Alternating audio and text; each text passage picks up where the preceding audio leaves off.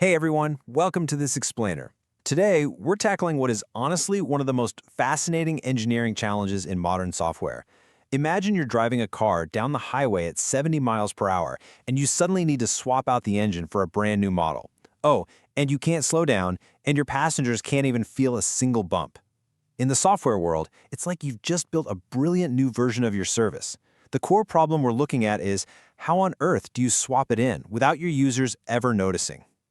This high-stakes question sits right at the center of every single engineering team's operations. The answer to how you actually swap that code entirely depends on, well, how brave you are with your systems. Do you swap everything all at once? Do it piece by piece? Maybe test on a small group first? Or do you ship the code, but keep the new features completely hidden in the dark? Okay, let's dive into this, because a deployment strategy is essentially a protocol that governs exactly how you trade off three major constraints. Think of this as the iron triangle of deployment. First up is your blast radius. If something goes wrong, how many users hit a bad deploy? Second is rollback speed. What does your undo button actually look like, and how fast can you press it? And third, infrastructure cost. How much extra hardware are you paying for to make this swap safe? You literally cannot minimize all three. Every single strategy we look at today trades one of these constraints for another. Here's our roadmap for this explainer. We're going to cover rolling updates, blue-green deployments, canary releases, feature flags, and finally, how to actually choose your strategy. Section 1. Rolling updates. Gradual replacement. Let's get right into it. Now, the most basic method of deployment is the recreate or big bang method. Stopping the old, starting the new. But that absolutely guarantees downtime, dropping requests right in the gap. To fix this, we use rolling updates, where you replace instances one at a time or in small batches. You're continuously serving traffic as the server pool gradually transitions from version 1 to version 2. You control this rollout using two critical parameters. There's max unavailable, which dictates how many instances can be down simultaneously, and max surge, which controls how many extra instances can exist above your desired count during the rollout. Set that max unavailable to 0, and you're aiming for true zero downtime. But there is a massive danger here.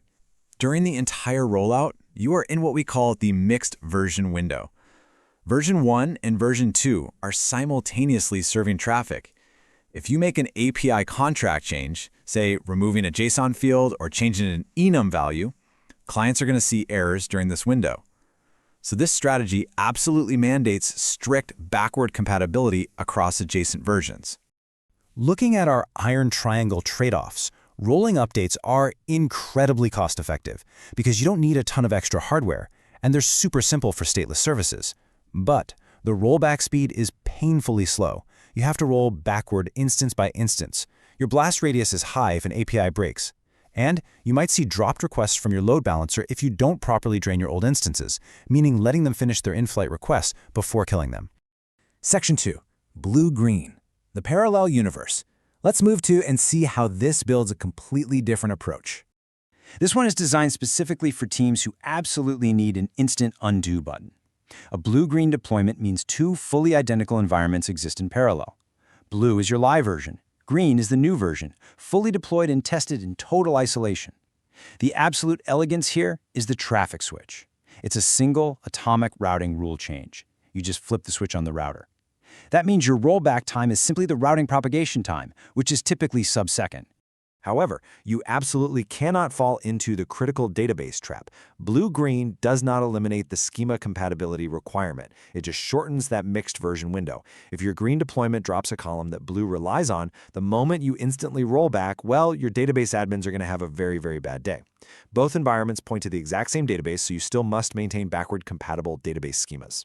Now, what's really interesting about this strategy is how the trade-offs completely flip compared to rolling updates.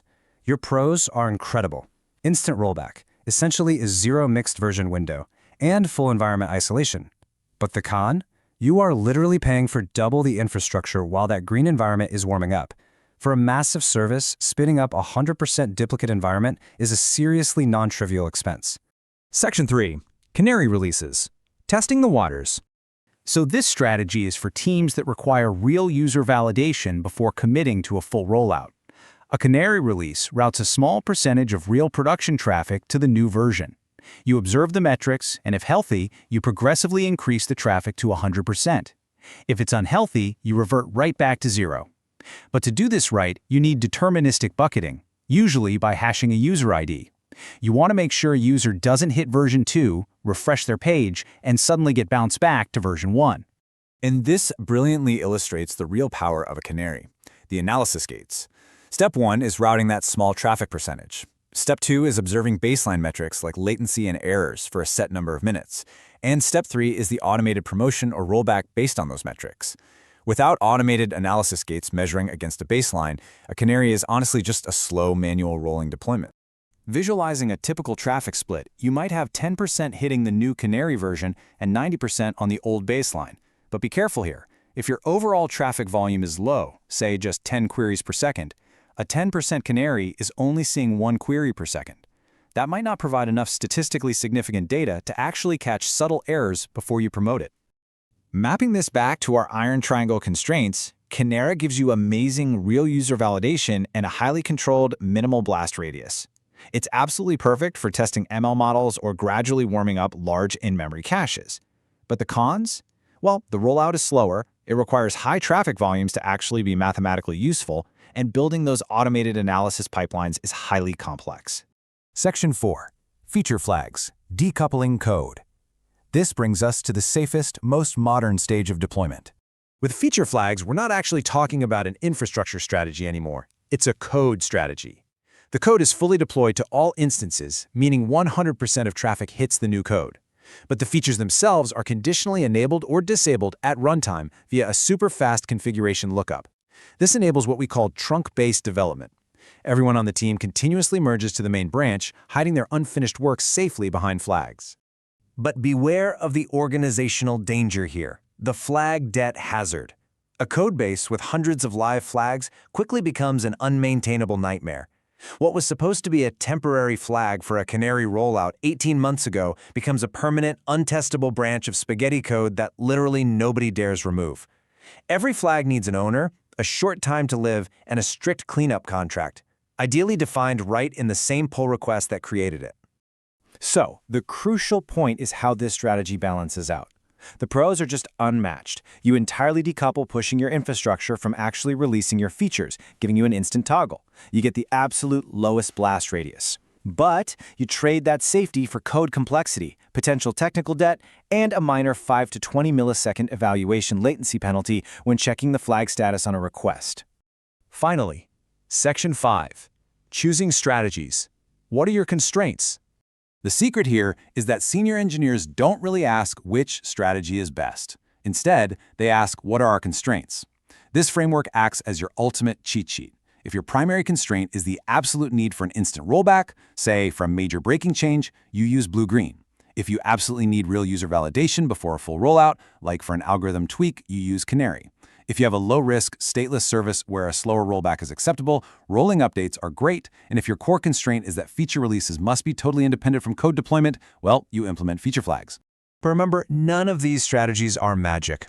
To make any service safe for a zero downtime deployment, it generally must possess 3 key properties. First, it must be stateless, so any instance can handle any request. Second, it must have a backward-compatible API, so old and new versions can coexist peacefully.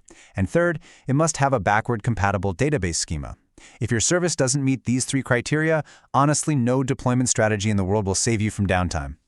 We've covered a ton of ground today, from the mixed version dangers of rolling updates to the high costs of blue-green and the code-level safety of feature flags.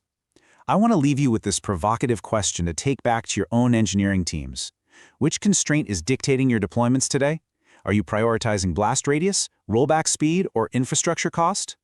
Thank you so much for joining me for this explainer, and I really hope this helps you swap your engines on the highway a little more smoothly next time.